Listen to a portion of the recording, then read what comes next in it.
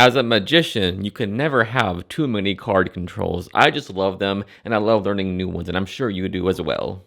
In this video, I'll be teaching you a card control of my own that I call Makeshift. I first published this in my book Beyond Fantasy, but since then, I've added new touches to it and a new little convincer to add a layer of deception to it that I think you'll really love. Let's get into it.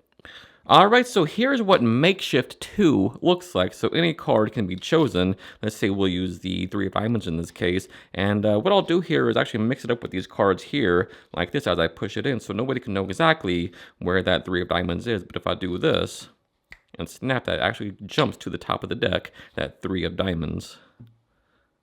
Okay, so the first thing we gotta know about this move is that it uses an old Ed Marlowe technique called the reverse drop switch, which looks like this. So maybe we'll use the Jack of Clubs in this case, okay? So boom, we put it right there, and that's the reverse drop switch. Now normally, for the drop switch itself, you have a break on a card like this, and then you show a card like this, and when you turn it over, you simply drop that broken card on top of it to switch it out, right? Like that. But for this, it's the reverse action of that. So what you're doing here instead is this. So you show a card, and then you just pin that card on the bottom of the upper packet as you turn it over. So you're like this.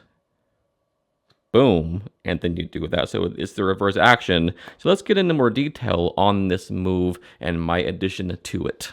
So the way you want to hold the deck is, I'm left-handed, so I have it held on the left side of the deck like this. But if you're right-handed, it'll be on the right side like this, okay? So you want to dribble the cards like this and have them say stop or whatever, like this. Now you show them the card they stopped on like this by turning it over. Now when you do it, you want to follow through with it like this. So the upper packet is sort of hovering above that card as it turns face up like this. That's just sort of like a motif or like a conditioning thing for them.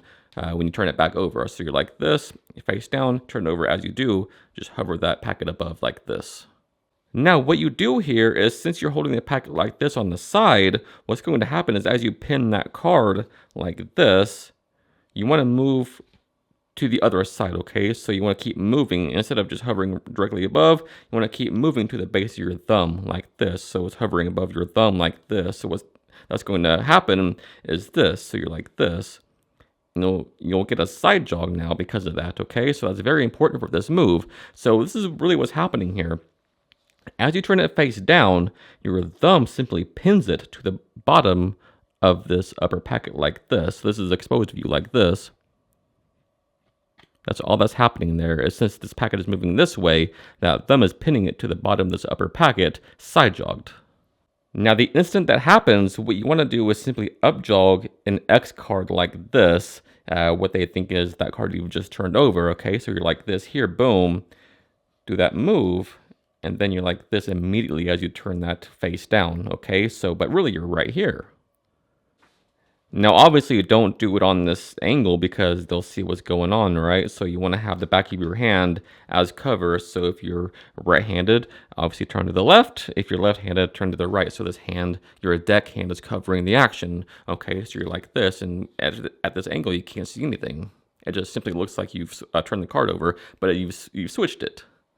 So the reason for that side jog is this. So once you're in this position where they think the card is sticking out like this, what you want to do is swing cut about half of this packet on top of that X card that's sticking out like this. So you're still right here like this. Now what's going to happen is you're simply going to just put this card on top of this upper packet here like this with your fingers. So you're like this, trying to expose as much as possible here. Just clip it down, just clamp it down with your fingers like this on top of that packet. So it's right here now, right? So that side jog makes that very easy to do, whereas a break, it's better than a break in my opinion. All you got to do is clamp down that side jogged card and you're good to go. So back from the top, you do your move like this, all right? You get it side jogged as you do that. So it's really right here. Do a swing cut on top of that. Now, what you're going to do is fan this upper packet as you do that clamp move here. So you're like this, and then immediately do a fan. Say what? Watch, we'll put the card in the middle like this, and then mix it in with these cards here, boom, like this. So now, when you do that, the card is on top of the deck.